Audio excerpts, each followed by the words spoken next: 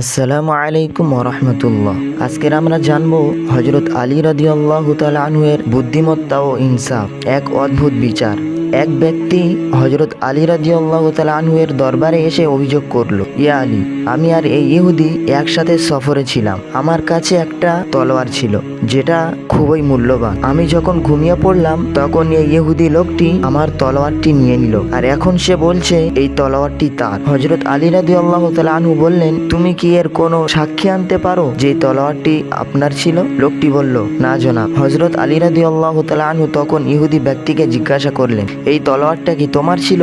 ইহুদি ব্যক্তিটি বলল, হ্যাঁ জনাব, এটা আমার তলোয়ার। হযরত আলী রাদিয়াল্লাহু তাআলা আনহু কোনো প্রমাণ না থাকায় ইসলামী শরীয়তের নিয়ম অনুযায়ী তলোয়ার ইহুদি ব্যক্তির কাছে ফিরিয়ে দিলেন। তখন হঠাৎ সে ইহুদি কাঁদতে কাঁদতে বলল, আল্লাহর কসম, আমি জানি এটা আমার না, কিন্তু আমি শুধু দেখতে চেয়েছিলাম ইসলামে ইনসাফের বিচার কিভাবে করা হয়। আজ আমি বুঝলাম ইসলামের বিচার ব্যবস্থা। আমি সাক্ষ্য দিচ্ছি, লা ইলাহা ইল্লাল্লাহু মুহাম্মাদুর রাসূলুল্লাহ।